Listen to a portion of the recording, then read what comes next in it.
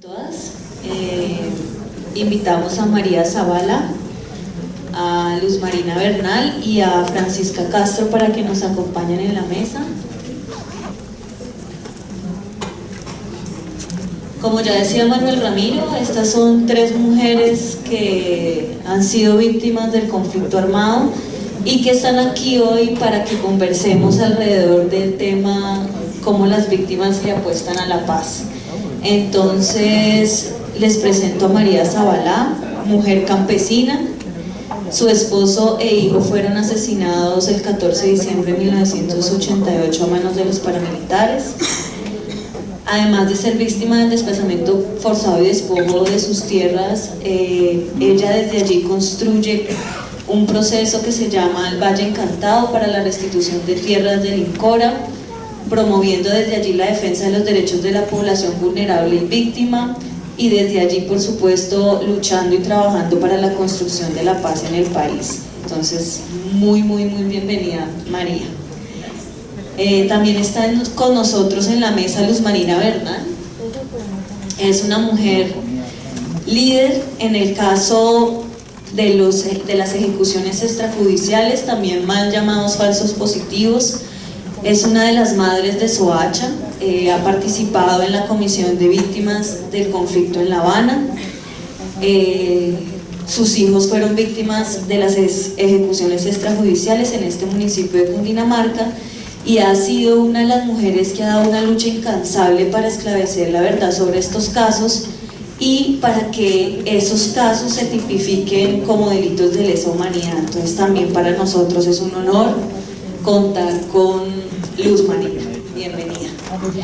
Y está también con nosotros, de nuestra casa además, Francisca Castro, que es una mujer afrodescendiente, también víctima del conflicto armado, víctima de la violencia del desplazamiento forzado. Ella es del Charco, Nariño, y es una mujer que como también Luz Marina y María, desde esa situación de víctima ha construido un proceso de resistencia aquí en la ciudad a través de una escuela que se llama Sé Quién Soy, tratando desde esa situación de desplazamiento proteger y recuperar la cultura afrodescendiente, considerando de esa manera una forma de proteger los jóvenes, de proteger los niños, de proteger sus madres y sus padres de los procesos de violencia que suceden en los barrios en los que están fundamentalmente ubicados algunos de los desplazados que llegan del Pacífico. Entonces, como ustedes verán, esta mesa es una mesa de mujeres que fueron víctimas y son víctimas, pero de mujeres que son luchadoras por excelencia en la búsqueda de la construcción de la paz y de la resistencia, y desde allí como madres, como mujeres. Entonces para mí pues es un honor estar sentada en esta mesa con ustedes, y muchísimas gracias por acompañarnos en este panel. Entonces primero, María, tienes la palabra. Bueno, como ya me presentaron el nombre, yo soy una víctima, pero también me siento una sobreviviente de la guerra de los paramilitares. Esa guerra nace a raíz de querernos quitar la tierra y querernos quitar todo lo que teníamos. Tierras que eran patrimonios, ancestros, venían siendo de una generación a otra, de familias y todo eso. Entonces ellos llegaron a comprar esas tierras a una comunidad llamada San Rafaelito, pero que como eran unas tierras productivas, y esta vereda está cerca de Montería, a 1 hora, uno se sentía bien, primero porque estaba cerquita de Montería y podía cultivar todo allí. Es por eso que de pronto yo, de atrevida, parí 10 hijos. Y digo los parí porque nunca fui a ningún centro hospitalario,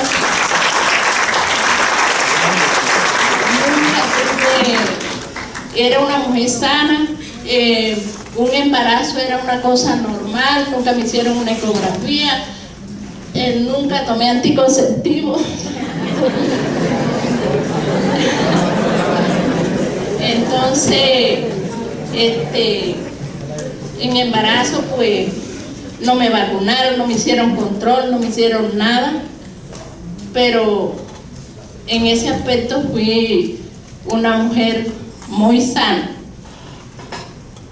A raíz de eso, yo tengo ese poco de hijos porque no había conocido la miseria y estaba bien, y llegan los paramilitares a comprar esas tierras por ahí cuando valía 100.000 pesos la hectárea, y ellos ofrecieron a 500.000 pesos a las familias.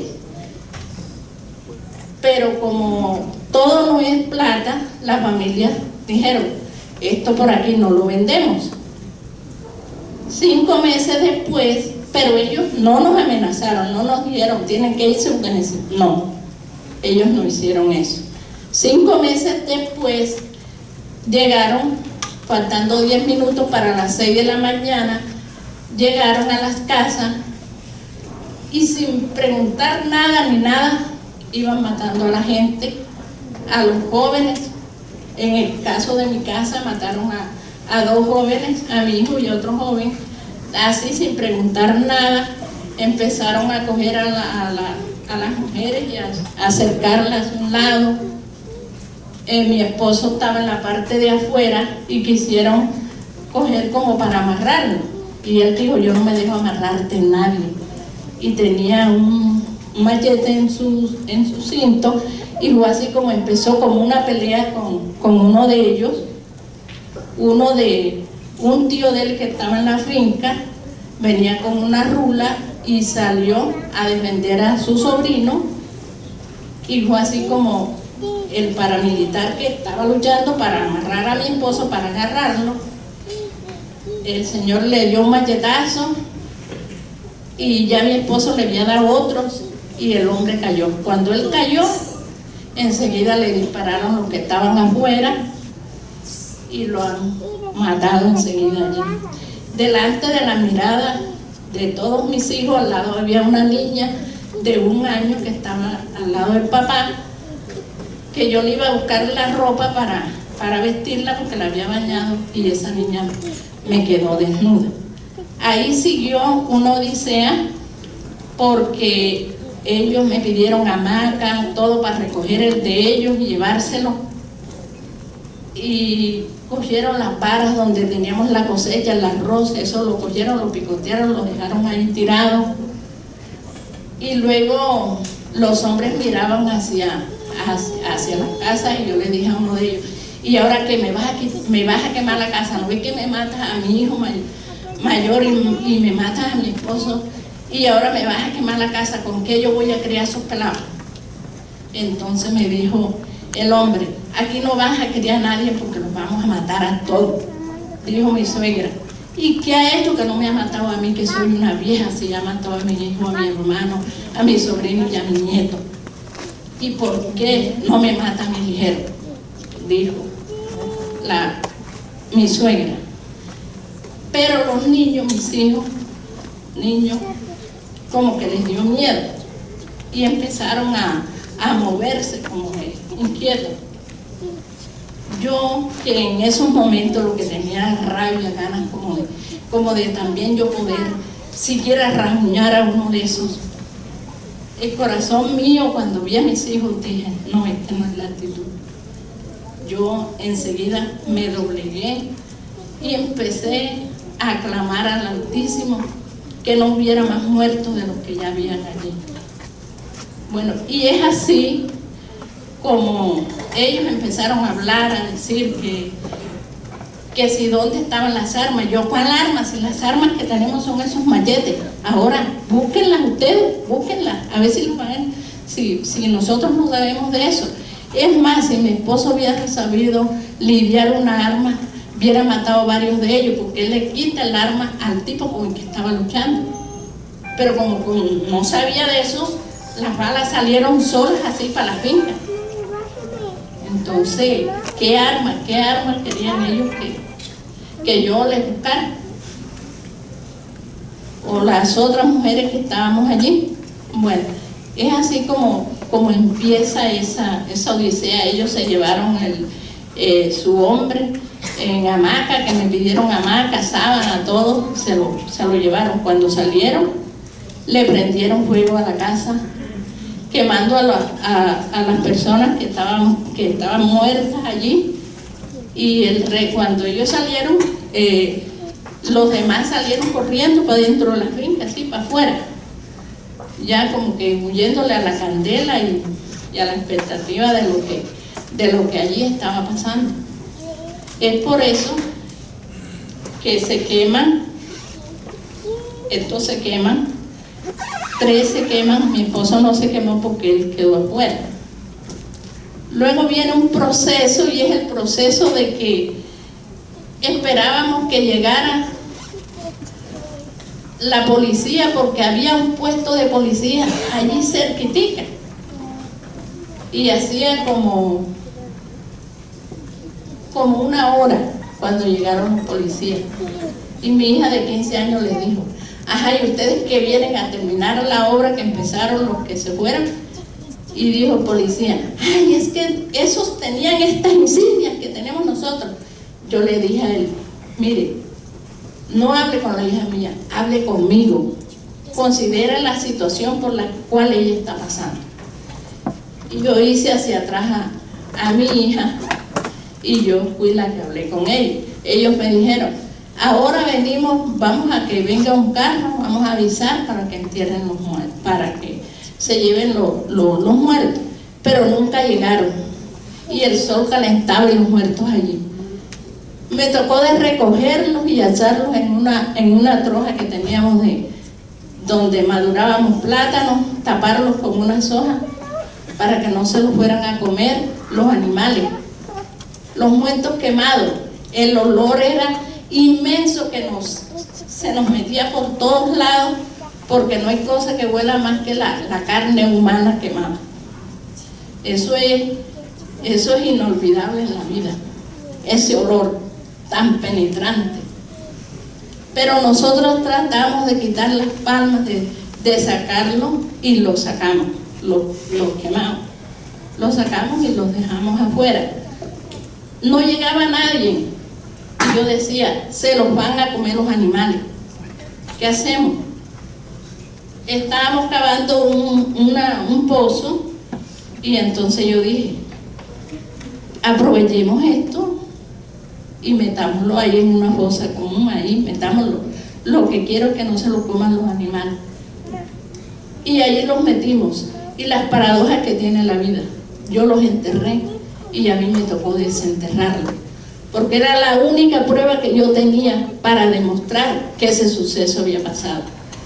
Porque cuando yo empecé a hablar y a decir de esos muertos, empezaron a buscar si había alguna denuncia. Miren la corrupción que hay en este país, que eso no aparecía por ningún lado. Ellos supuestamente estaban vivos, quién sabe si hasta los harían votar, quién quita. Ellos estaban vivos. Entonces, esa era la única prueba que yo tenía. Y la fiscalía fue el que a sacarlo. Cuando fue a sacarlo, metió algo allí y dijo: aquí no hay nada. Yo dije: aquí están porque yo los enterré. Si quieren me delimitan ese espacio, que yo lo saco.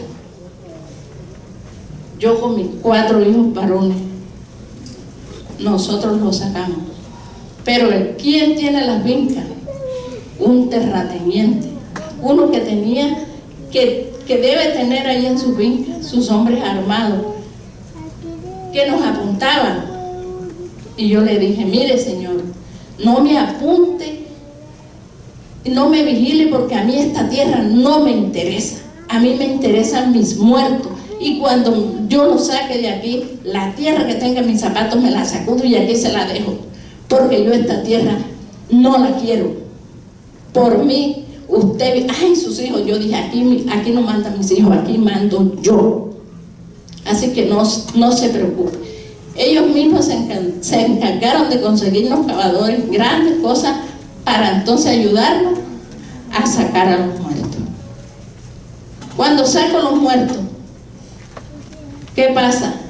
Llamo a la fiscalía y me dice la fiscalía, no, los fiscales, todos los fiscales salen los 6 primeros días del mes y ahora no tenemos un fiscal, échele tierrita allí para que nosotros después vayamos a sacarlo. Yo le dije, usted podrá hacer toda la ley del mundo, pero a mí me respeta. ¿Quién me garantiza a mí que después que yo haya sacado mis muertos, que tengo la evidencia, no me vienen y me matan a mí aquí con mis hijos y se llevan esta evidencia? ¿Quién me lo garantiza? Porque yo no me voy de aquí sin mis muertos. Y me dio miedo entonces, en esos momentos me dio miedo porque sentí temor por la vida de mis hijos. Pero como ya a mí me conocían personas, llamé a Suecia, a Estados Unidos, a otras partes, y les puse en conocimiento eso, y ellos llamaron al presidente para que se hiciera cargo de ese problema. Y al instante me llamaron y me dijeron, ya va para allá un fiscal a recibirle sus muertos. Y fue así como vino el fiscal. Y yo le dije, y a mí no me dejan aquí, yo me voy con ustedes porque ya yo tenía miedo por mis hijos, no tanto por mí, sino por mis hijos. Hago todo ese proceso, pero no sin antes decirle que mientras pasa esto de yo sacar mis muertos, yo después del desplazamiento, después de la miseria que viví en la ciudad de Montería, porque en el 88 no se podía hablar de desplazamiento, porque el desplazado, la otra gente le tenía miedo y no me iban a permitir siquiera llegarme a una casa a lavar ropa porque era desplazado. Eso me lo tragué, me lo callé y empiezo a luchar con mis hijos pequeños, la mayoría pequeños, mi hija de 15 años, la que se fue para Caracas porque le tuvo miedo a la miseria, se fue a trabajar para allá. Aunque, bueno, ella se fue y quedamos los demás. Empiezo a luchar y a trabajar para sacar a mis hijos adelante. Porque cuando ustedes tienen la muerte tan cerca como estamos aquí y les queda la vida, ustedes dicen, me quedó la vida, fue para algo bueno. Porque en medio del dolor, en medio de todo lo que me pasó, yo tenía una esperanza, que era luchar por mis hijos, para sacarlos adelante. Mucha gente me pidió que uno, que otra, y dije, no señor, quedaron sin padre, pero aquí está la madre. Y somos las mujeres las que llevamos la peor parte en esta guerra, porque somos las mujeres las que tenemos que tomar la decisión de creer que si bien llegó el mal, también de pronto puede llegar la oportunidad de salir adelante, sin menester de hacer, ni de pedir, ni de robar, ni las mujeres de vender su cuerpo. Porque a mí me había quedado algo importante. Aunque estaba en embarazo, pero tenía salud, estaba buena, podía trabajar. Y fue así como empecé esa lucha en Montería. Una lucha que fue bien grande. Luego de haber superado esa lucha, viene la lucha de tener ya los hijos grandecitos y de pensar que mis hijos no tenían oportunidad de estudio, de un bachillerato, y decir, de pronto mis hijos me vayan a coger para algún lado, soy campesina. Viene una oferta de tierra bajo ley 160 junto con otro grupo de madres desplazadas y decimos, juntémonos, hagamos una organización de mujeres para aspirar a una finca que sea de nosotras. Y empezamos a caminar y a construir el sueño de las mujeres del Valle Encantado. Y es así como logramos tener esta finca, en la cual, cuando la negociamos, llenamos los papeles como desplazadas y todo. Ese día hice yo la declaración de desplazada. Ese día fue que la vine a hacer para hacer los trámites de esa finca. Y así todas las mujeres que estamos en la finca. Cuando negociamos la finca, enseguida, apenas la negociamos, nos fuimos nosotras para la finca. Conseguimos con el ejército de que nos llevara y nos llevara. De eso se pegó el INCORA para no darnos los proyectos productivos ni hacernos las viviendas transitorias. Nosotras, ¿en qué nos fuimos? Nos fuimos para allá porque conseguimos con un proyecto para hacer una olla comunitaria y nos dieron una carpa. Hacíamos una comida al día. 2 mujeres se quedaban y las otras iban a trabajar, a sembrar, a la lucha, y esas mujeres cuidaban los niños de las otras.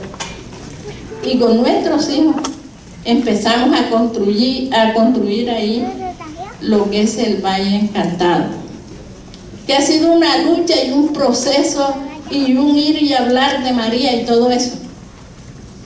Pero luego viene el proceso de paz.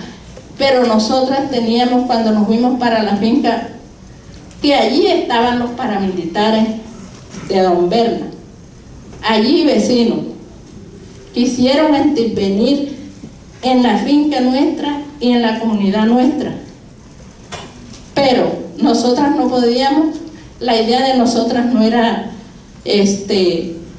como incrementar una guerra ni una violencia, sino simplemente decirles a ellos, con nuestra astucia, que era el arma que teníamos, decirles a ellos, no queremos un mercado, porque nosotros tenemos. Y había mujeres que no tenían ni siquiera una miga de sal para hacerle un agua de sal a sus hijos, pero tenían los restos de sus hijos allí esperando justicia. No queríamos nada de ellos. Luego llegaban que mire, que les vamos a dar plata, que ustedes que se tienen que organizar. Nosotras estamos organizadas. Y le dijimos no. Cuando se nos llevaron nuestros hijos, fuimos hasta donde Don Berna y le dijimos, mire, eso es la fuerza de trabajo de nosotras y ustedes se los trajeron. Exigimos que nos devuelvan a nuestros hijos, porque si no, nosotras haremos el escándalo más grande que puede haber. Usted me podrá matar a mí, pero no mata al resto de mujeres que quedaron allá. Y él dijo, no señora, váyanse que a la tarde o mañana le llegan sus hijos. Y yo le dije, ¿puedo creer en esa palabra? Me dijo, crea. Por la tarde nos devolvieron nuestros hijos. Y les hicimos entender a ellos que ellos no hacían parte de nuestra comunidad, no porque los odiemos ni nada de eso, porque a mí me ha tocado de atenderle parto a las mujeres de los paramilitares, de curar sus heridos, porque yo en el proceso de Montería, yo nunca había ido a ningún plantel educativo. En Montería validé la primaria y luego hice los cursos de gestora de salud, pero ya yo antes, y ya era partera, ya sabía coger el punto y todo esto, pero necesitaba el cartón. Y fue por eso que validé la primaria.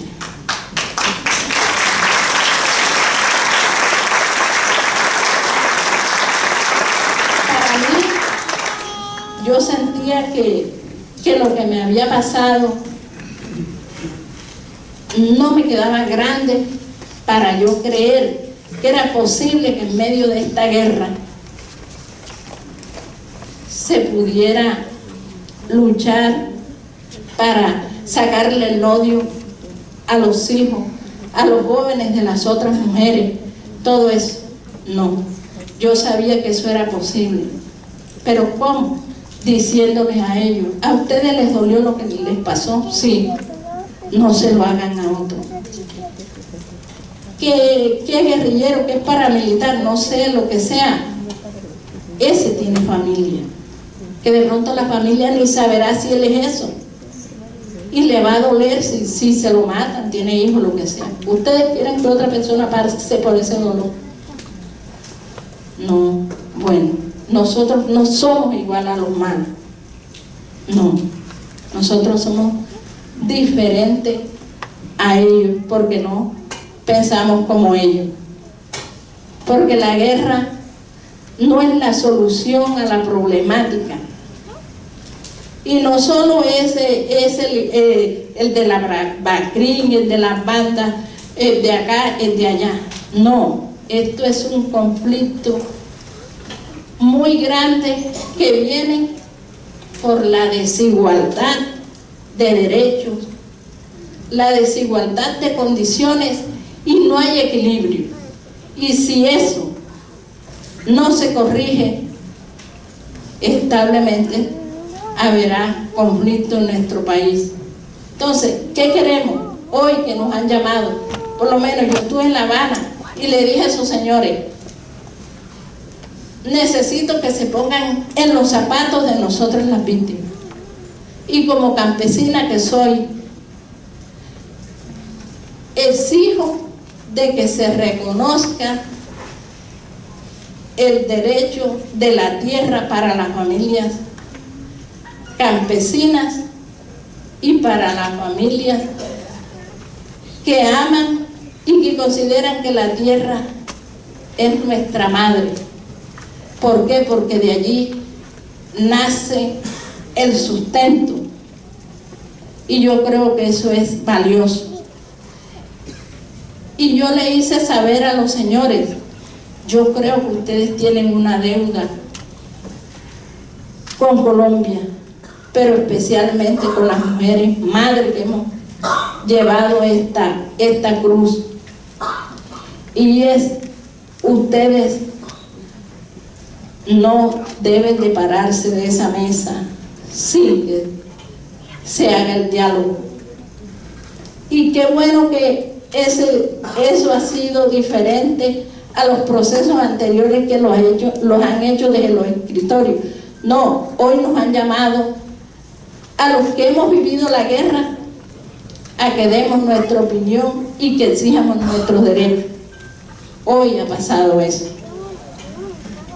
Entonces, mire todas las trabas que tiene este proceso.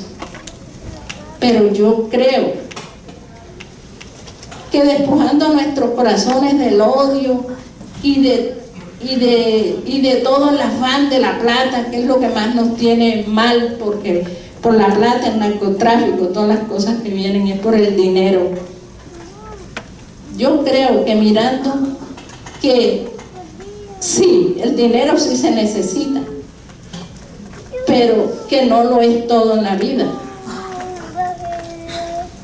Entonces debemos de despojarnos de eso si queremos que haya una paz. Porque ¿por qué viene la corrupción? Por eso, porque este hace las cosas malas para sacar la ventaja, para ganar plata, importándole que pasa por encima de la otra gente. Entonces no, yo invito a los armados que dejen sus armas, que busquen la paz y sigan tras ella, porque es lo que nos va a llevar a un término favorable para esta Colombia que ya no soporta más un muerto. Las madres no soportamos que nos quiten otro hijo. Por ejemplo, yo tengo 4 hijos. Si sigue la guerra, no sé si tenga garantía de mantener a mis hijos. Ya no tengo 33 años, tengo 60 años, ya no aguanto la muerte de otro hijo. Pero creo que es posible que se pueda negociar, pero para esa negociación tiene que haber igualdad de derechos, igualdad de condiciones, para que pueda haber un equilibrio en este país. Y el gobierno tiene que estar en todo Colombia,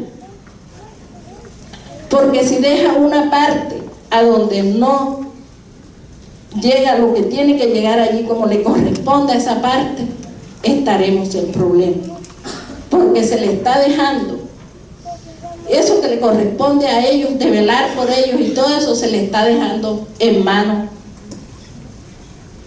de otra gente, de los que no quieren que haya la paz. Eso se le está dejando a los narcotraficantes o a cualquier otro, como se llama. Entonces, yo creo, desde mi punto de vista, de que el país tiene que tener un cambio y una estructura con un convencimiento de que no es el que tenga más plata el que pueda vivir en Colombia, no. Y mire la importancia que tienen los territorios. Cada territorio tiene una importancia porque somos los que estamos en el territorio, los que queremos garantías allí y que queremos vivir no como los animales, sino como personas, que yo creo que nos los merecemos, porque contribuimos a un país, ya sea como los que hemos perdido hijos en esta guerra. Yo invito a este escenario a que piense que los odios no nos llevan a nada bueno. A eso invito yo a este escenario, que se reflexione sobre eso y que podamos llegar a ser personas que construyamos un país donde todos podamos vivir dignamente y en paz. Gracias.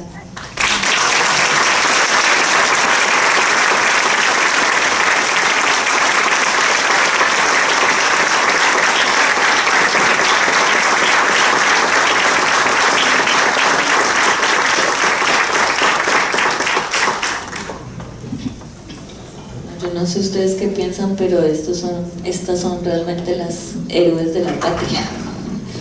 Yo realmente. Yo solo quiero resaltar unas frases de María que me parece que todo es absolutamente una historia heroica, de lucha, de resistencia, pero hay unas cosas que me parecen que son fundamentales en esta idea de poder construir la paz y quisiera resaltarlas. Ella dijo en un momento algo muy importante y es que le quedó la vida de sus hijos. A todos nosotros nos queda la vida y esa vida es para algo bueno, y creo que el propósito de construir paz, pues ese es un propósito importante. Pero además, otra cosa que ella llama mucho la atención en su intervención y que es bien importante en los procesos de construcción de paz, es que en medio de la guerra y a partir de la guerra igual es posible sacarle el odio a los hijos, sacarle el odio a la sociedad, y desde allí, desde el reconocimiento mismo de las diferencias, de las desigualdades, igual apostarle por unas formas pacíficas distintas de resolver los conflictos que no impliquen matarse unos a otros, pues también es desde allí, desde la vivencia y la experiencia de María, que nos habla de que a pesar de haber sufrido la muerte de su hijo y de su esposo por parte de los paramilitares, pues ella atendió a las mujeres de los paramilitares, los curó sus heridos, y eso es una forma muy importante desde allí, desde la vida misma de la guerra, de construir paz. Entonces, María, muchísimas gracias por compartir con nosotros y nosotras esa historia. Y ahora, Luz Marina. Buenas tardes para todas y para todos. Bueno, no tengo mucha experiencia como la tiene María, pero yo solamente llevo 7 años en el camino del dolor pero yo quisiera empezar por un principio. Yo era una mujer del común, con 4 hijos, una nieta, un esposo, donde yo vivía en una burbuja, ignorando todo el problema de mi país. Y creo que las personas que vivimos en esas burbujas ignoramos una sistematicidad de violaciones a los derechos humanos a lo largo y ancho del país. Cuando a mí me tocó a la puerta la desaparición de mi hijo, fue muy duro, porque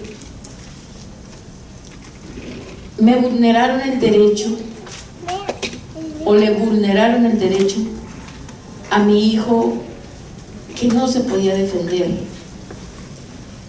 Él tenía 26 años, pero era un niño en un cuerpo grande, ya que su mentalidad llegó solamente hasta los 8 años. Muchos en las fotos que ven de él, que aquí tengo una, aparentemente no se ve su problema físico, pero yo contaba con 5 meses de embarazo cuando un carro me atropelló y le desprendió parte de su cerebro. Nació 6 meses 1 y a los 3 meses de nacido le diagnosticaron una meningitis. Entonces creo que entre la meningitis y el accidente fue lo que impidió que algún día mi hijo aprendiera a leer o a escribir o a identificar el valor del dinero. Le quedó una discapacidad en su brazo y pierna derecha. El médico, el especialista me decía: Luz Marina, tu hijo puede cumplir 100 años, pero siempre su mentalidad va a ser de un niño de 8 años. Pero como madre creo que mi lucha con él empezó mucho antes de nacer.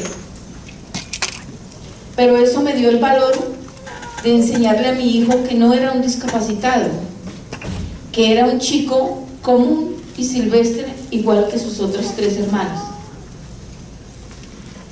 Así es que el afán de él, a medida que iba creciendo, a pesar de que lo tuve en colegios de educación especial y de colegios común y corriente, nunca pudo aprender.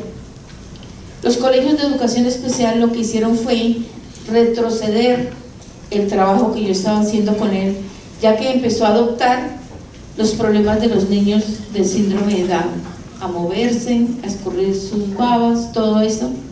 Él dijo a los 12 años: no, madre, no invierte más plata porque yo nunca voy a aprender. Se dedicó a servirle a una comunidad con gran dificultad, pero lo hizo. Me sentía orgullosa de ese hijo que servía a una comunidad sin esperar nada a cambio. Mucha gente valoraba su trabajo y le pagaba lo justo, como mucha gente se abusaba de su trabajo y le pagaban con billetes falsos. Me dolía, pero yo le ocultaba esa verdad. Yo le daba un billete bueno para que él pudiera ir a comprar sin ningún problema. Compartía lo poco que le daban con sus amigos. Como hijo era excelente, como hermano sobreprotector, y como amigo daba todo lo que tenía.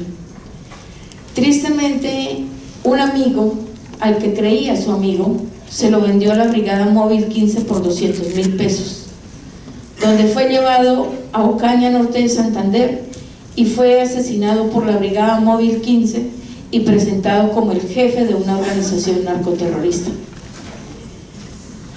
Cuando yo lo busqué durante esos 8 meses y después lo identifico en medicina legal el 16 de septiembre del 2008, donde me dicen que se encuentra en una fosa común en Ocaña, norte de Santander. Cuando llego a Ocaña y me preguntan: ¿usted por quién viene? Le digo: por Fair Leonardo Porras Bernal. Usted es la madre del jefe de la organización narcoterrorista. Me quedo mirando a los 2 fiscales y me indigno mucho. Saco la historia clínica, la muestro, los 2 se sorprenden, dice: ese es el informe del ejército. Ahí es donde me entero que mi hijo es asesinado por el ejército. creo que fui una de las madres colombianas que se sentía la mujer más orgullosa, porque su hijo mayor había prestado el servicio militar 24 meses. Pero ese orgullo se fue al piso cuando supe que los héroes de la patria eran los que habían asesinado a mi hijo, los que tienen que protegernos, porque tienen que cuidar a los ciudadanos colombianos, a la gente de su país, pero ellos vulneran el derecho. Cuando fui a rescatar a mi hijo, pensé que ahí se acababa todo. Tenía miedo de denunciar, de decirle a un medio de comunicación lo que pasaba, porque no sabía a qué mundo desconocido me habían mandado. Pero hubo alguien que se encargó, discúlpenme lo que voy a decir, de ponerme los cojones donde tengo que ponérmelos. Fue Álvaro Uribe Vélez, donde dice que los jóvenes de Soacha no se fueron precisamente a coger café, sino con propósitos delincuenciales. No murieron al día siguiente, sino murieron un mes después. ¿Quién era él para degradar el nombre de nuestros hijos?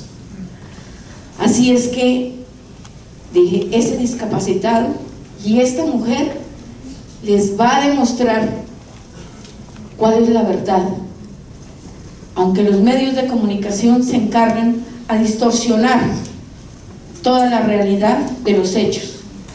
Ya habían manchado los nombres de los muchachos y sobre todo el nombre de mi hijo, diciendo que había estado 5 años en la Modelo por hurto agravado. Empecé a denunciar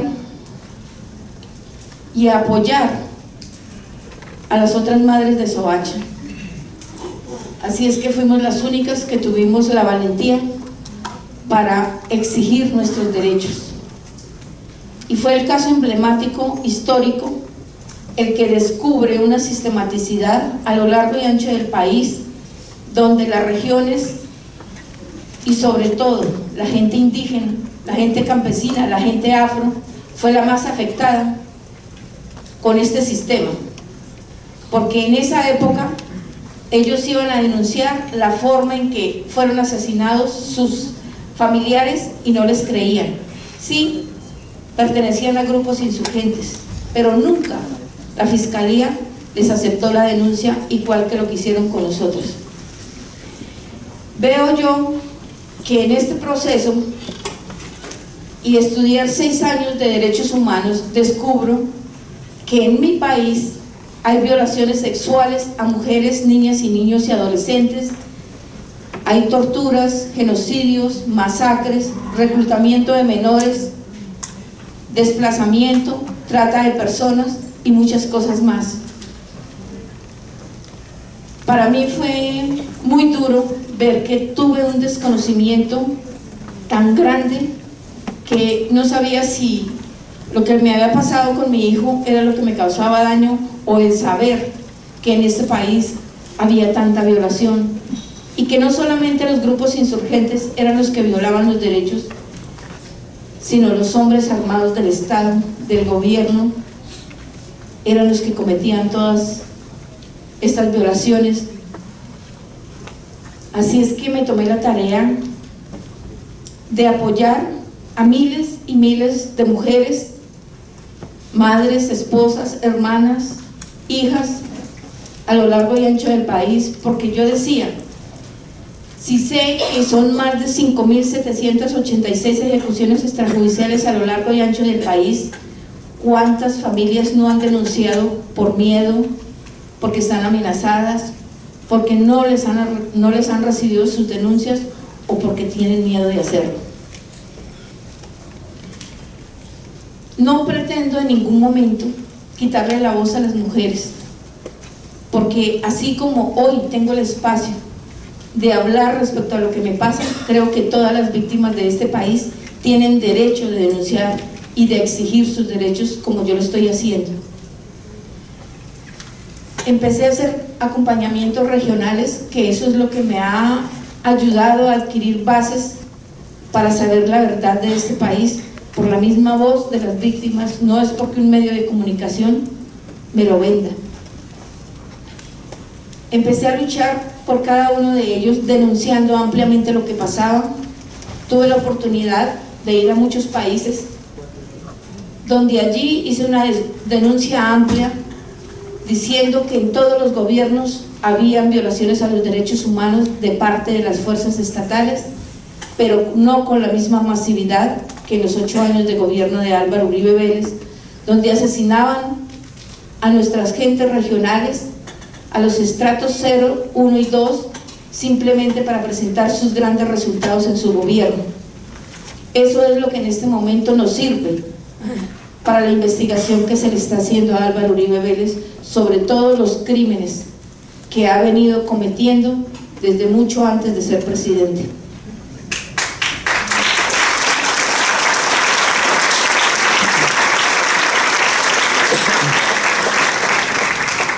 Tuve el honor, así como doña María, de ir en la primera delegación a La Habana, porque en el 2012, cuando dijeron que se iba a colocar la mesa en La Habana, le dije a unas compañeras, allá estaré, pero lo dice uno como en una broma, pero nunca me imaginé que esas palabras tuvieran fuerza.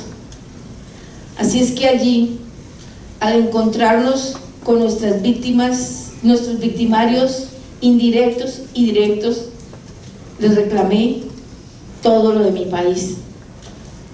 Y les dije a ellos, todos los que vamos a venir acá,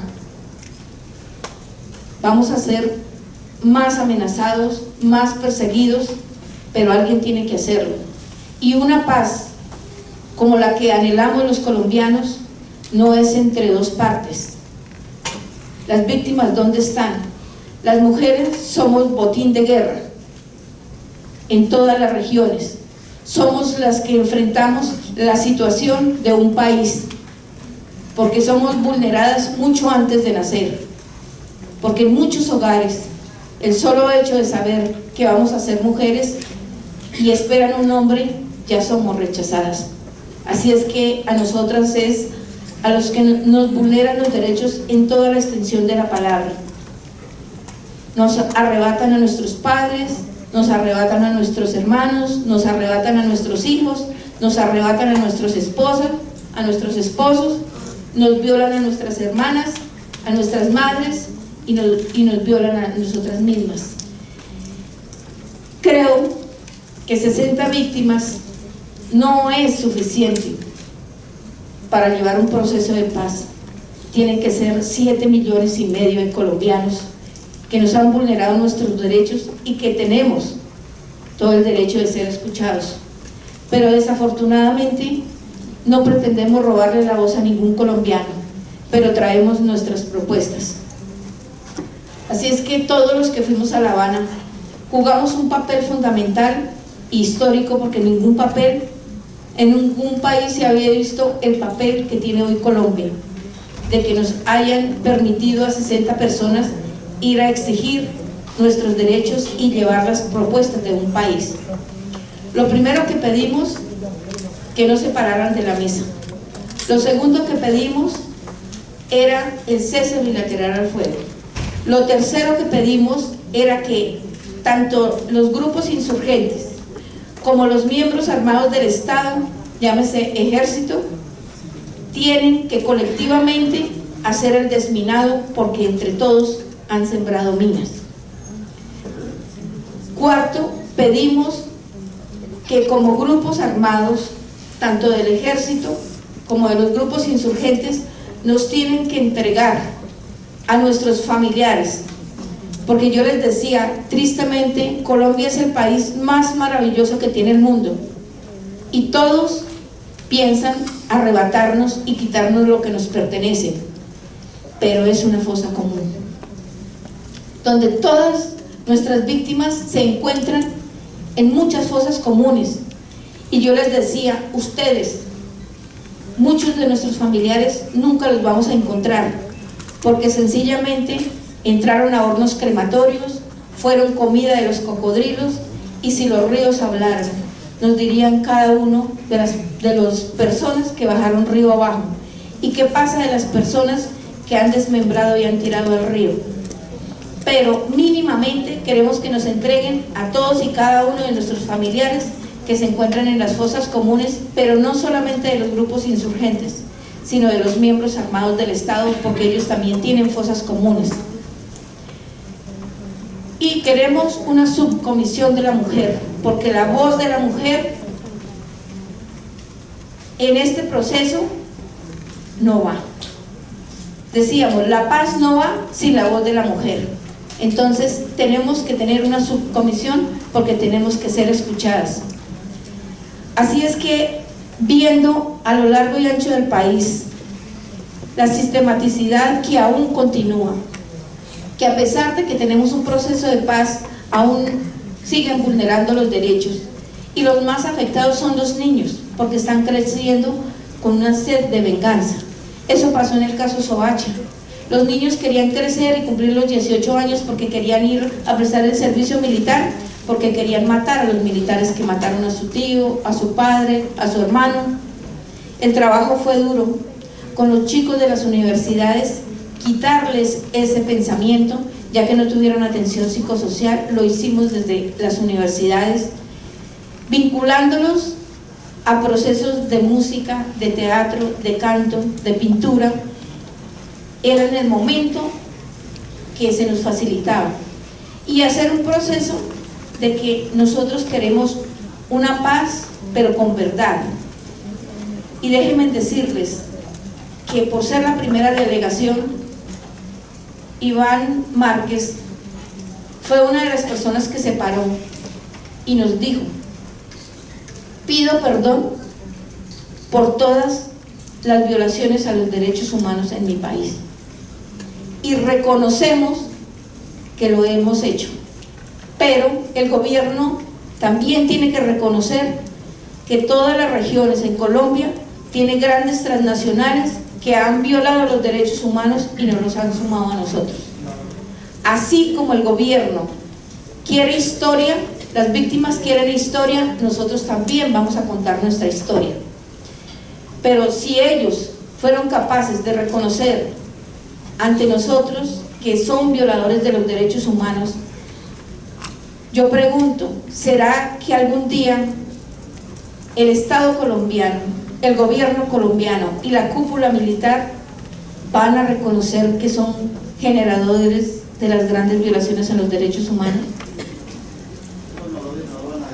Mínimamente tenemos que saber la verdad, que se haga justicia, pero una justicia social, y que realmente esperamos que lo que se esté dialogando en La Habana nos sirva a todos. Pero también les dije, ustedes como grupos insurgentes también son víctimas, sus familiares son víctimas, igualmente que nosotros. Entonces esperamos ampliar el desconocimiento total que hay a lo largo y ancho del país,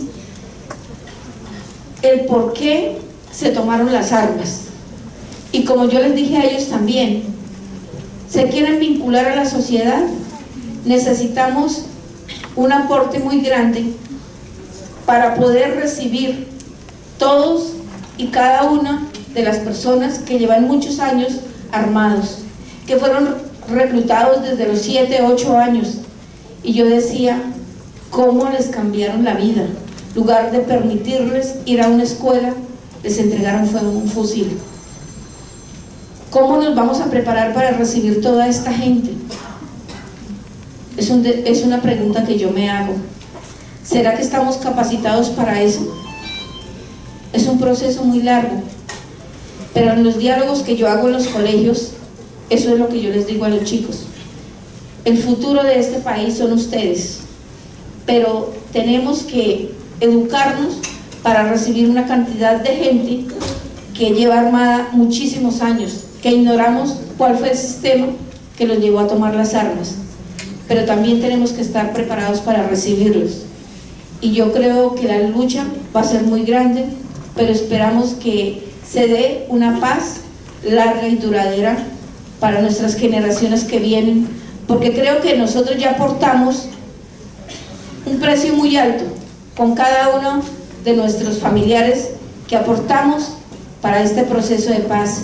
Entonces esperamos que haya un proceso de paz digno y verdadero y duradero para esas generaciones que no tienen la culpa y que nos obligaron a vivir, porque nosotros también no tuvimos esa culpa. Muchas gracias.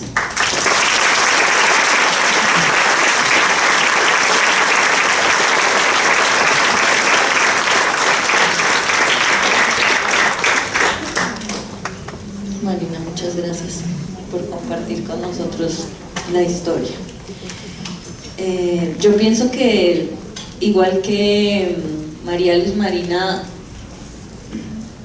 muestra cómo desde el dolor y desde el sufrimiento aparecen también los sentimientos de solidaridad, de lucha por los demás, y creo que realmente, pues muchas gracias por hacer paz desde allí para nuestra Colombia. Muchas gracias. Y para terminar las intervenciones y abrir el paso a las preguntas, entonces nos acompaña Pachita.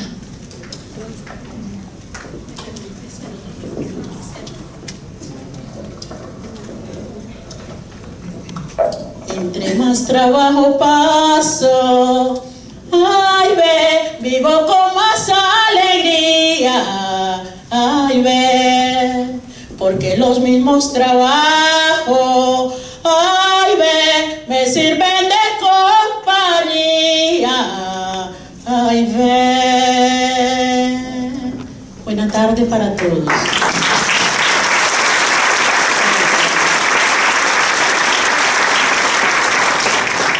Soy la escuela, sé quién soy.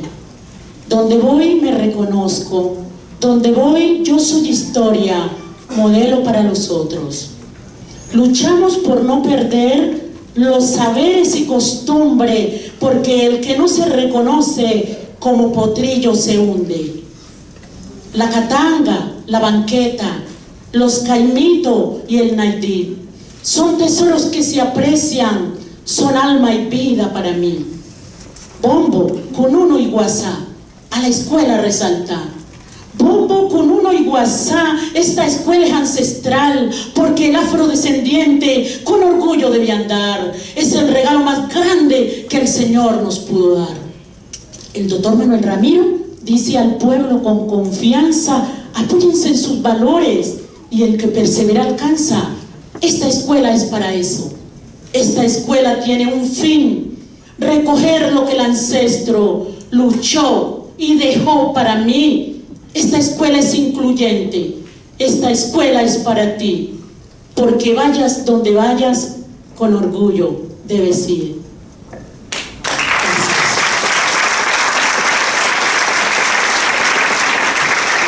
Y yo, resumido, hablaré de un antes, un durante y un después.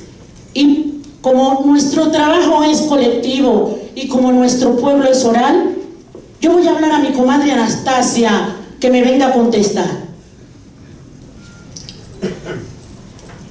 La comadre Anastasia, como vive en la vereda, le voy a recomendar unas cositas, son poquiticas siquiera. Habla por comadre. Comadre, vaya donde los muchachos de esta comunidad y dígales que mañana es el día de ellos ir a visitar a la partera Facunda. Recuerde, y que no se le olvide, porque ella es la mamá. Sí, comadre, yo creo que con eso no van a estar. ¿Y para dónde ellos se van? Comadre, porque es que voy a ir a preguntar, ¿oíste? Porque yo escuché que todavía no. Pero veniste para acá, bueno, porque faltan muchas cosas. ¿Creías que eso nomás?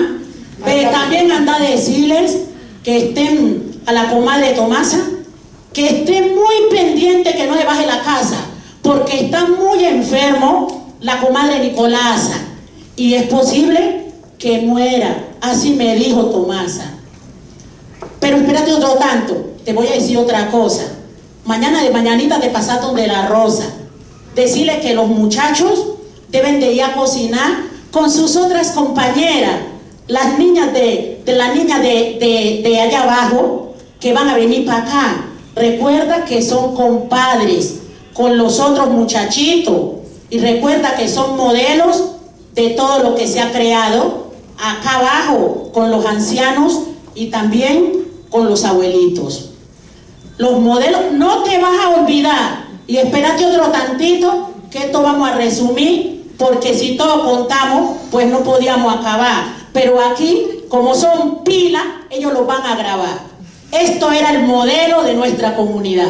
Recordate que la minga la tenemos que implantar, porque todos los embrios en esta semana, y acordate que es menguante, y todos van a quedar terminados en esta comunidad. Recordate que los cantos también hay que componerlos, y los poemas y los versos, ay, recordate que hay modelo. Así los comunicamos y sanamos las heridas. Recordate que son buenos, y también algunos tristes, también ahí, también debemos ponerlo. Y no te vas a olvidar que estas son recomendaciones aquí en la comunidad. El canto de los pajaritos, porque ellos dan la hora, acá en nuestra comunidad, digamos en nuestra vereda. Y también lo de las plantas. Recordate que hay que decirle a los niños que allá vienen, que esto hay que cuidarlo, porque esto es el modelo. El palo del cementerio, donde entierran a los muertos. Recordate que es la planta que ella cura a los enfermos. No te vas a olvidar. Y ahora anda así un poema para que se pueda cantar. Y todo esto que he dicho lo tenés que publicar. Espérate, comadre, que yo lo voy a grabar, porque todas esas cosas yo ahora no me voy a acordar. Yo voy a llamar a mi comadre para que me ayuden allá. ¿Oíste? ¿Será que la llamo para acá? Llámala pues entonces para acá. Ve, comadre, Juacunda, vení acá.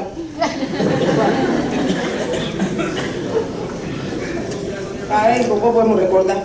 Porque yo no me acuerdo más nada.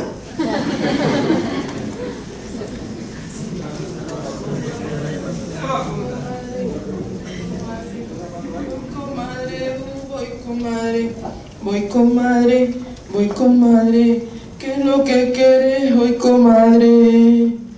Ay, comadre, yo no sé.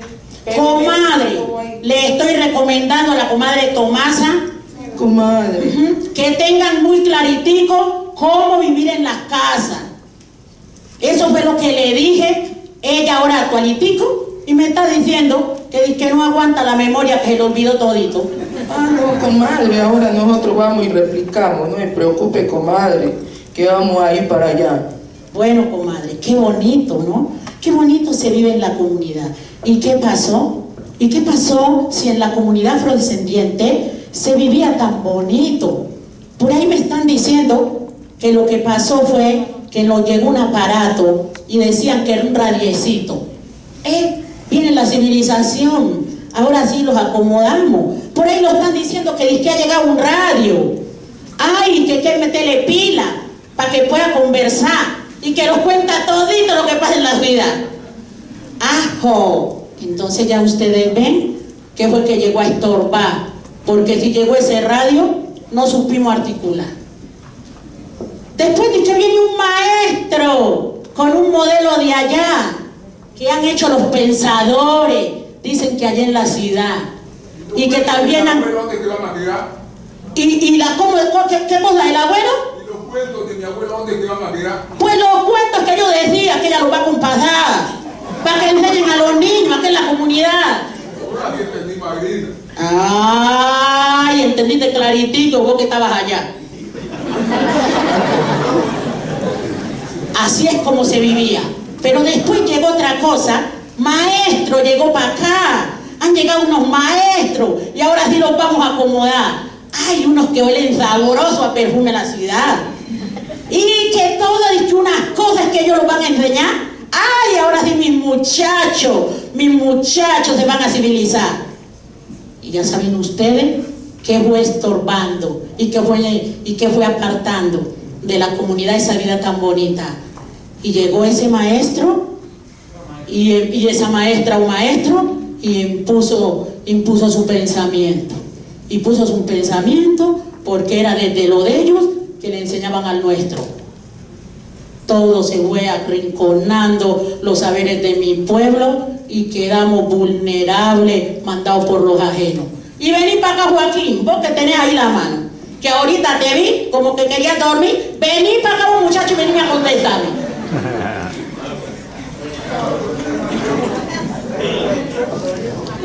Mira que me he dado cuenta que ha llegado acá un señor de que viene con una maleta grande, dice que de allá de la ciudad, dice que trae unos billetes, porque dice que va a comprar la tierra acá de los negros, dice que para que puedan sembrar. ¿Y eso para qué?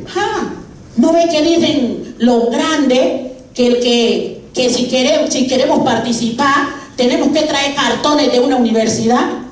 Pero para eso tenemos nuestra cultura acá. No, pero nosotros no participamos en esa zona escolar. Tenemos que tener cartones que vengan de la ciudad. Y dice que son muchos millones los que tenemos que pagar. Y entonces lo que nuestros ancestros siempre nos enseñaban, ¿a dónde va a quedar?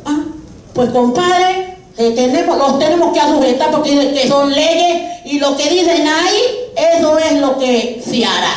Entonces venga compadre, yo mi tierra no la vendía, pero viendo así y con 12 muchachitos, pues también yo vendo la mía.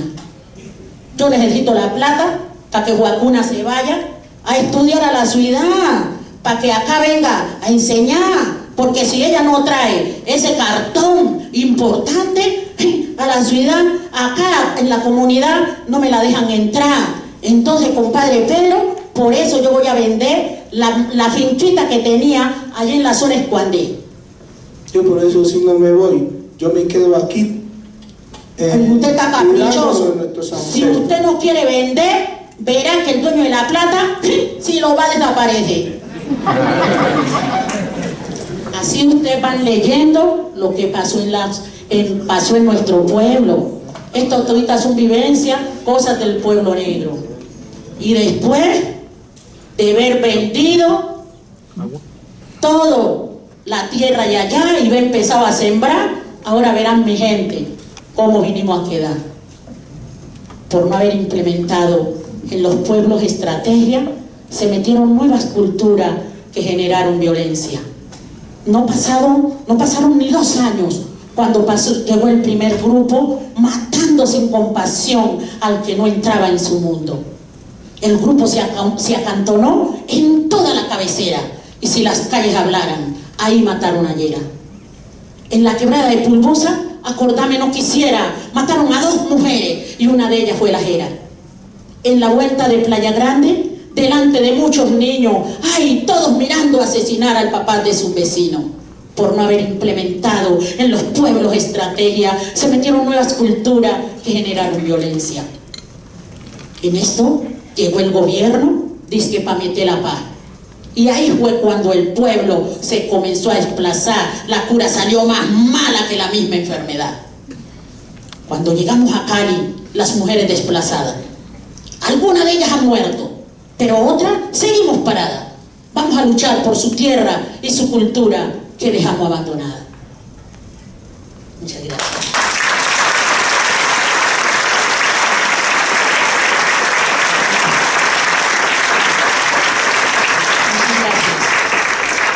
Pero en el año 2004, cuando estaba el boleo, en el año 2004 iniciamos un proceso que a los consejos comunitarios del municipio del Charco nos traería progreso.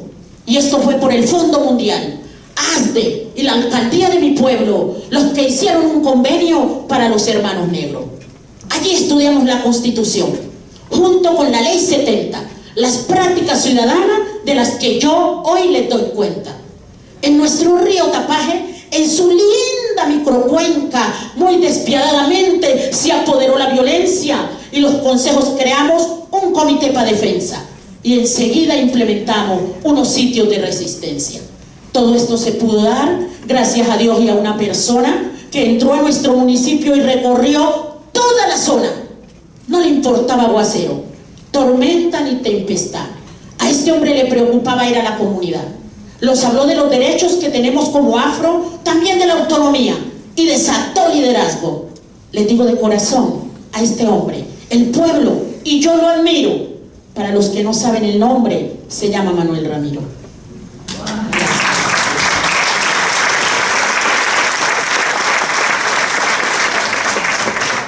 Muchas gracias. Cuando llegamos a Cali, las mujeres desplazadas, algunas de ellas han muerto, pero otras seguimos paradas. Vamos a luchar por su tierra y su cultura que dejamos abandonada. Allí acompañamos a las familias víctimas que se acantonaron en el Jarillón del río Cauca. Salieron 7.000 habitantes del río Tapaje, siendo un municipio de 34.000 habitantes. Salieron 7.000 y se regaron en las ciudades.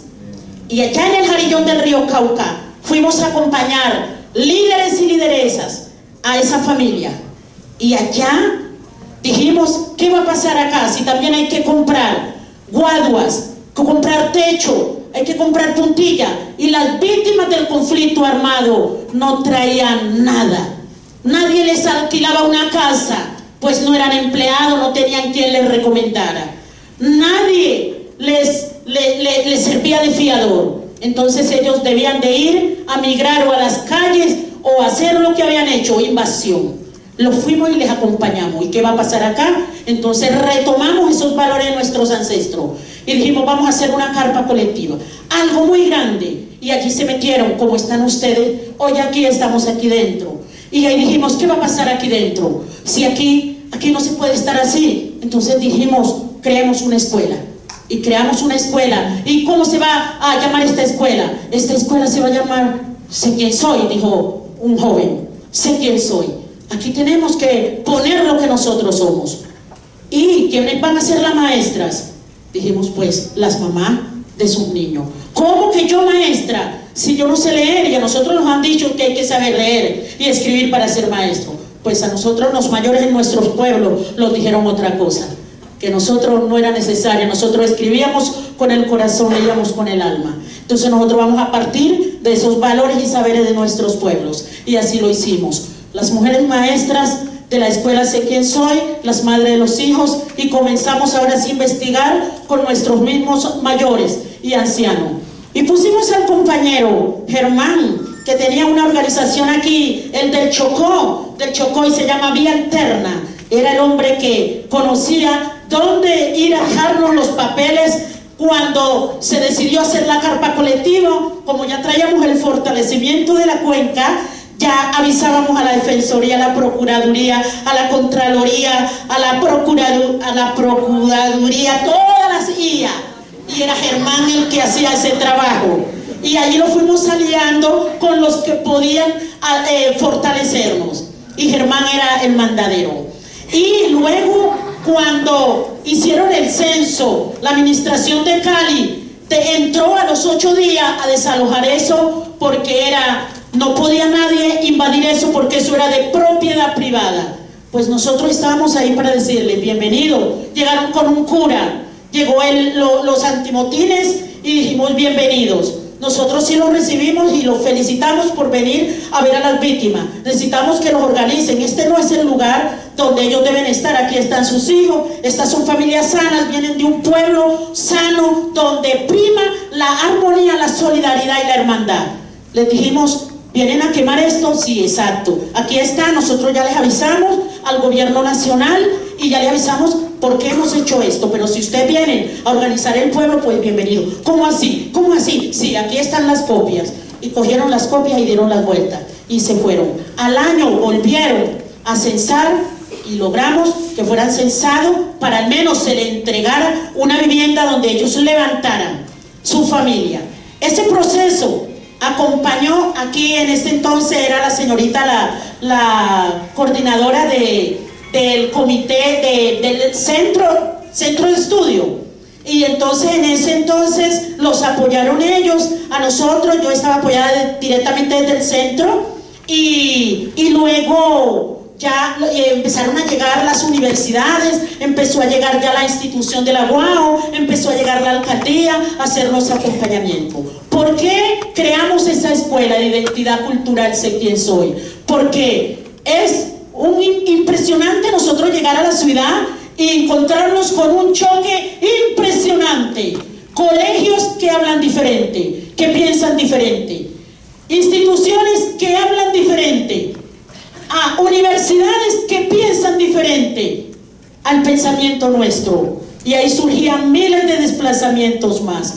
No solamente el desplazamiento por enfrentamiento masivo de la FARC y del ejército, sino llegamos a la ciudad donde se esperan los acompañamientos para dignificarnos los encargados de hacerlo, pero también sentimos desplazados por ellos, porque hay una diferencia. Y si nosotros no nos juntábamos para resistir, para que desde nosotros sea implementado los proyectos, programas, entonces nosotros desapareceríamos. Y no queríamos eso, y no queremos eso. Aquí estamos, frente a una población caleña y universidades que al menos han respondido, nos han visitado, nos han acompañado, han ido a aprender de nosotros, sus estudiantes han ido a conocer y hemos sido pues bien recibidas. Las compañeras se sienten maestras en esta universidad. Ha sido el espacio donde nosotras ya llevamos 5 años entrando estando acompañando la antropología, estando acompañando los espacios de derechos humanos, estando acompañados por la Universidad de Barcelona, estando acompañados por una universidad que vino de los Estados Unidos a conocer de nuestro pensamiento, porque no solamente en Colombia hay problemas, también hay en otros países, nos decían, y queremos aprender de esa gran lucha que ustedes han aprendido. Nosotros allá, chi yo chi pie chi so que si chi no chi so chi tro chi a chi po chi ya chi mo chi a chi la chi hen chi te chi le chi ma chi tro chi po chi vlo chi la chi sco chi sa chi par chi ten chi le chi no es chi listro chi sa chi ve chi le chi a chi va chi ve chi u chi ne chi ki chi li chi vlo chi pa chi la chi co chi mu chi ni chi da. Pensamos que si conocen de nosotros, si saben desde nuestras lenguas, si saben desde nuestro hacer, no cometerían esos errores en los colegios y universidades. Implementar su enseñanza desde ellos, que nos respeten y que conozcan de nosotros. Y puedo decir que nos respeten, y sí, hemos podido sentir ese respeto porque han llegado a conocer de nosotros y esperamos que nos sigan acompañando. Muchas gracias.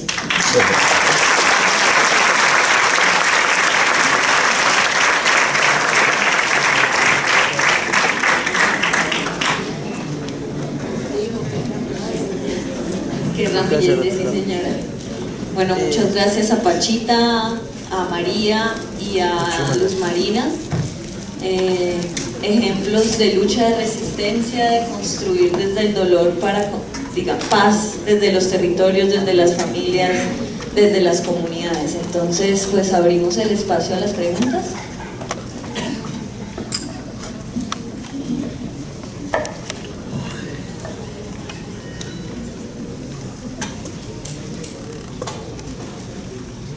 Gracias, buenas tardes.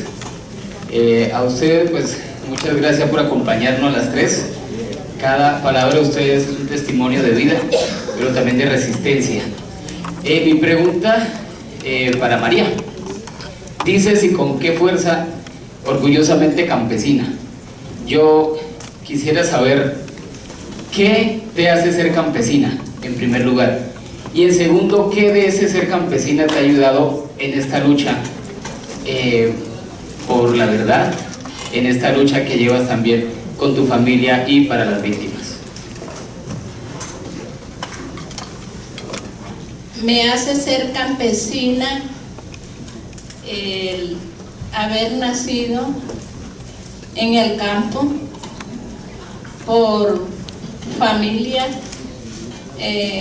campesina y lo más importante que me hace ser campesina es que amo la tierra y sé que sin ella no podría vivir.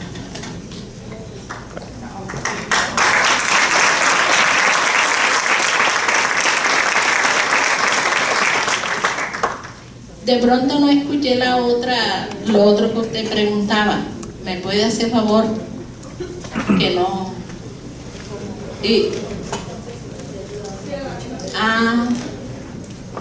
que no le oí. El hecho de ser campesina me ha ayudado en la lucha porque, como yo, hay muchas mujeres y hombres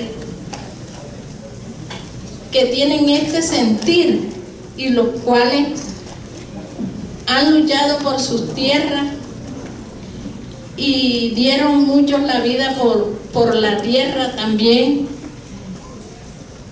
y a muchísimos los desplazaron, los sacaron del país y todo eso, pero que aún en otras partes nos dicen: aquí estamos nosotros los que luchamos desde la NUD, desde todo el movimiento campesino. Cuando este movimiento estaba en su furor, en su fuerza, pues empezaron a matar a los líderes, a ponerlos presos y todo eso. Pero eso, en vez de opacarnos, yo creo que lo que hizo fue que le tuviéramos más amor a la tierra y creemos que la tierra debe ser para el que la valore y para el que la trabaje, porque también hay personas que la tierra no les importa, lastimosamente, pero de que las hay, las hay.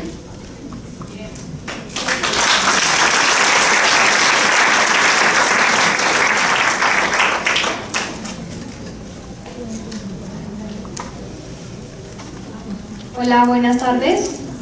Mi nombre es Natalia Díaz, soy estudiante de Ciencia Política. Me parece, pues primero quisiera agradecerles a ustedes por tener la valentía, el coraje, la fortaleza de compartir sus experiencias con nosotros. No debe ser fácil, eso debe ser un proceso de mucho tiempo.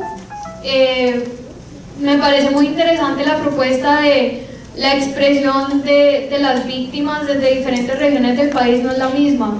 No es lo mismo ver cómo desde la costa, el Magdalena Medio, se asume el dolor y la caracterización y la fuerza con la que la mujer defiende su territorio y sus derechos. Las mujeres afro, he tenido trabajo con ellas, admiro su valor, su coraje, y son matronas que siempre llevan el liderazgo en sus comunidades.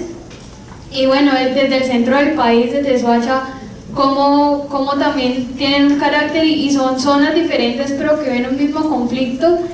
Eso me parece muy interesante, y mi pregunta va por ese lado: es cómo hacer que esas experiencias violentas en otras zonas del país, con otros tipos de cultura, también puedan tener ese acercamiento de manifestar pues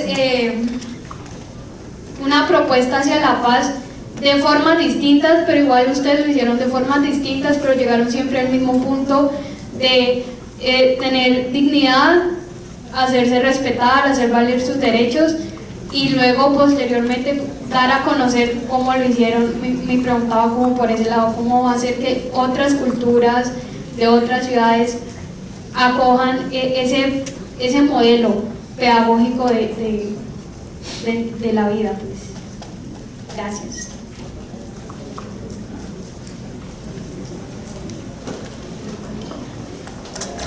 Bueno, yo creo que lo que nos hace luchar y llegar a un dolor vivido, porque yo creo que todo lo que nos une es el dolor, pero vivido de diferentes formas. Y creo que también lo que nos impulsa a luchar es por la forma que nuestros gobiernos nos han tratado. Yo digo pues porque en el caso mío, o en el caso de Soacha, Álvaro Uribe Vélez le ofreció 18 millones de pesos a cada madre por la muerte de sus hijos. Yo creo que ningún hijo es mercancía para venderle a un presidente.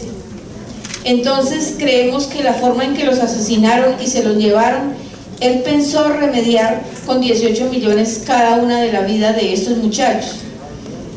Yo tengo que decir que en ese momento, que fue el 12 de febrero del 2010, donde hizo este ofrecimiento, no sé, ustedes me criticarán mi contestación. Cuando el periodista me pregunta, usted como madre, ¿qué piensa de los 18 millones de pesos que Uribe le va a dar? Le dije, vea, primero, soy mujer. Segundo, soy madre. Tercero, yo no parí un hijo ni para una guerra ni para venderle a él. Pero si un chico de educación especial que no sabía nada de la vida y porque soy de un estrato bajo me ofrece 18 millones de pesos, entonces quiere decir que prima primero el dinero en su gobierno que no la vida de un ser humano. Entonces, si él le pone precio a mi hijo, yo también le puedo poner precio a los hijos de él. Yo le doy 40 millones de pesos por cualquiera de sus dos hijos, porque es hijo de un presidente y porque es de un estrato alto. Yo veré si lo desaparezco, lo torturo, lo asesino y lo mando a meter en una fosa común, igual como él mandó meter al niño. Sé que es una respuesta fuerte, pero como madre estaba indignada y no cambio mi posición. Y creo que como mujeres, nuestros hijos, nuestros esposos, nuestros hermanos son seres invaluables. Ni todo el dinero del mundo, ni toda la plata del mundo nos los trae a la vida. Y creo que a eso le apostamos, a una paz digna y verdadera para nuestros nietos y nuestras generaciones, pero tampoco nuestros familiares tienen precio. Por eso los trabajamos fuertemente para defender a un país y todas aquellas personas que están abandonadas por el mismo Estado, por el mismo gobierno colombiano, en muchas regiones que ni siquiera se nombran. Creo que esta voz va a hacer resonancia para que se acuerden que Colombia tiene muchas regiones olvidadas, y ese es el enfoque principal, que nosotros como mujeres no vendemos, no parimos hijos para nadie, ni para venderle a un presidente como Álvaro Uribe Vélez. Entonces creo que el enfoque es el mismo y peleamos por una misma causa, la dignidad del ser humano.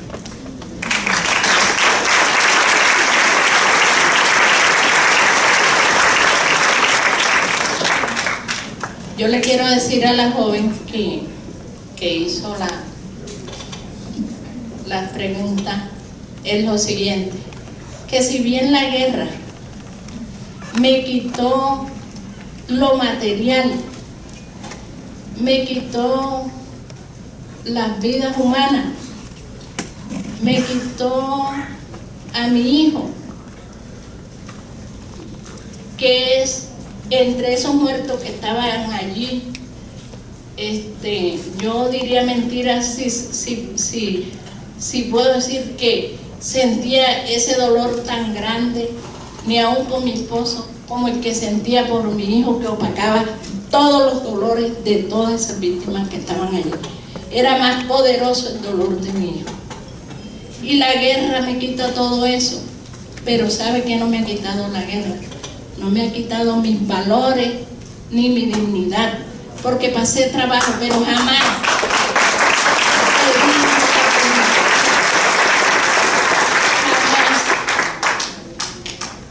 tuve que vender mi cuerpo, ni jamás regalé a un hijo que me estaban pequeños y me decían, yo lo quiero ayudar, mire que yo la pongo al colegio, yo no sé qué. No, señor.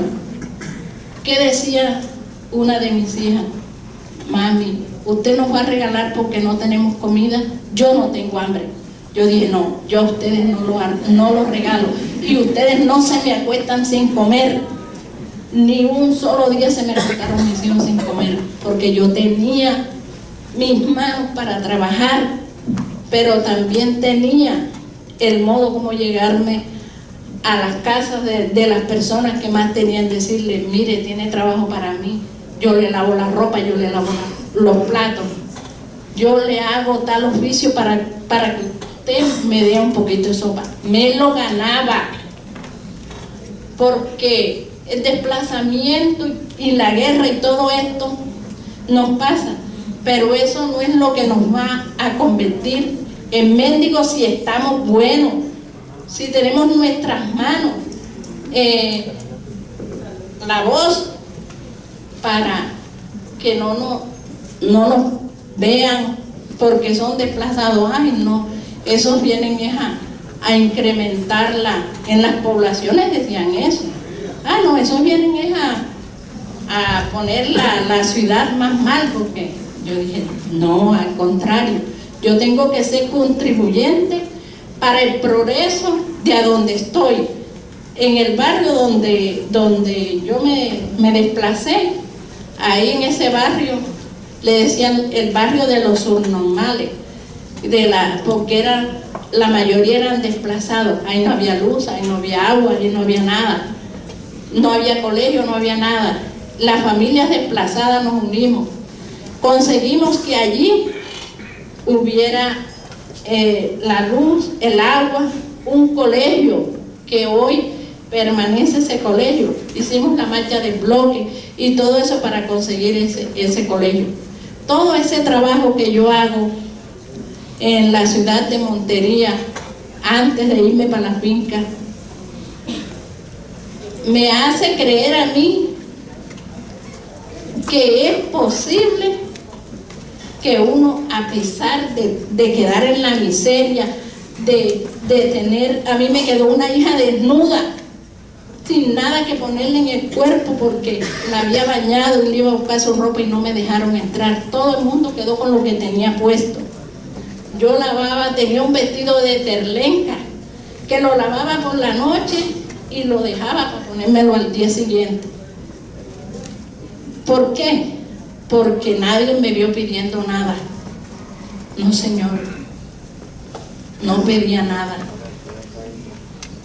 Todo lo quería conseguir con mi propio esfuerzo, con mi lucha, porque la guerra no me quitó mi dignidad ni mi valor que yo tenía, mis valores que yo tenía, de ser personas que yo creo que tengo derecho, merezco respeto y respeto a los demás y no paso por encima de los demás.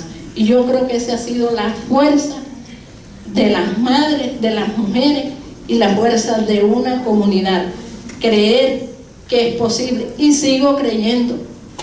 Esa finca está allí, debemos ese 30%, no es la deuda nuestra. No, señor, esa deuda no es mía, porque yo no mandé que me fueran a matar allá y que me sacaran de a donde yo vivía bien. Yo no mandé que me hicieran eso. No era una persona delincuente que la iban a ir a matar allá. Se le pagaba al gobierno sus impuestos de esa tierra. Trabajábamos con la caja agraria. Mi esposo había hecho un crédito que lo tenía que pagar en abril. Vendió un ganado y lo pagó en el mes de diciembre. Ni siquiera le quedamos debiendo eso a la caja agraria. Trabajábamos como trabajan los campesinos, digna y honradamente. Entonces, yo por eso digo, esa deuda no es mi deuda. Y de allí nos sacarán cuando nos mueran. Y creo que las generaciones que están apropiadas de creer que eso es de ellos, nuestros hijos, de creer que esa tierra es de ellos, que no se la debemos a nadie. Yo creo, pero confío que algún día me la legalicen, porque tengo derecho a que me la legalicen. Tengo derecho de eso. Y espero que me la legalicen. Espero eso.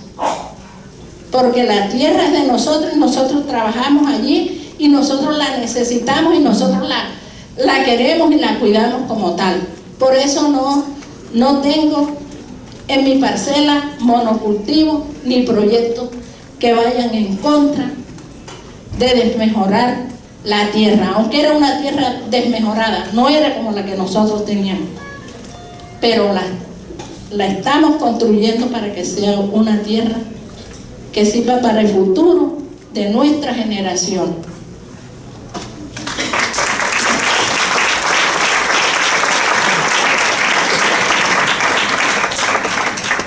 ¿Cómo hacer para que las otras regiones tengan herramientas. ¿Para qué la historia? ¿Para qué la historia si aún conociendo todo lo vivido, con la mente esclava sigue sometido? ¿Para qué la historia de este pueblo negro que algunas etnias han tenido en poco? Si somos tan fuertes, tan inteligentes y en el desarrollo allí vamos construyendo. ¿Para qué la historia si no reaccionan? Blancos, indios, negros, con tantas neuronas para hacer grandes cosas dentro de nuestra zona y construir saberes con otras personas. ¿Para qué la historia si estás agachado? Ya no hay más disculpa porque te han contado que de puros reyes fuimos arrancados por inteligentes y muy bien parados. Como pueblo negro debes ubicarte, saber en qué esquina tú debes pararte.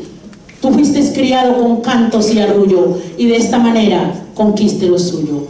Yo creo, estamos totalmente convencidos que hay que hacer la historia, hacer la memoria, que hay que cantar, hay que hacer cuentos, hay que hacer arrullo, hay que levantar las voces para que otros partan de allí. Muchas gracias.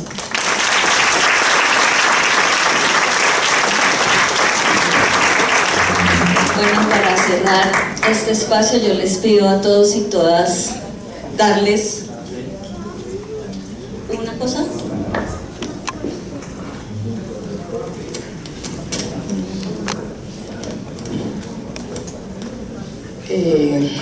Buenas tardes para todos. Hoy me place saludar y en nombre del instituto un saludo fraternal. Quería hacer uso de la palabra porque todos estos testimonios nos arrugan el alma y el corazón a las víctimas directas que hemos sufrido las inclemencias de la violencia que vive nuestro país. Y entonces la escuela Sé Quién Soy, como han visto en la demostración, nos propusimos una meta para que nuestros hijos y todas las personas que han vivido estos flagelos no se queden en la herida, sino que hicimos una estrategia de curar el alma. Y para curar el alma, yo escuchando estas heroínas, estas héroes, porque no somos más víctimas, somos unas heroínas sobrevivientes. Y yo dije, mujer, te han cortado hermosa vida, vida generadora de vida. Mujeres que la violencia hoy nos humilla, nos destruyen la esperanza y nos quitan la alegría. Hoy mujeres que se levanten en su duelo. Hoy el grito de protesta que reclama la justicia. Hoy mujeres que hagan viva la memoria por la vida de los hombres inmolados por el fuego de fusiles. Y tenemos el derecho de saber por qué nos violentan con su sistema corrompido y de paso matan padres y maridos, y como si nada todo sigue tan tranquilo. Es por eso que hoy exclamo con el alma al gobierno de nuestra distinguida patria que a las mujeres no involucren su venganza, que por causa de esa guerra incontrolada hay mujeres en su lecho lamentándose y llorando su desgracia. Y a nuestros hijos que sus derechos les han sido suprimidos y la cabeza de su hogar les han destruido, sin oportunidades ellos pagan por la vida, porque a su incompleto núcleo los echaron al olvido. Hoy Hoy sigamos intuyendo grandes sueños y utopías. Hoy continuamos con pasos firmes por la vida. Hoy gritamos: nunca más nos opaquen la alegría. Hoy prendamos el fuego del amor y la justicia. Mujeres, nunca más. Y elevemos un grito de victoria, para que las memorias no las borren de la historia, y todos los derechos que hoy nos niegan recibamos recompensa aquí y allá en la gloria. Y a todas las que han sufrido esos terribles flagelos, desde el alma se lo digo: aportemos hacia la paz, que luego volverán tiempos antiguos y pronto disfrutaremos de su tan anhelado paraíso, la paz territorial.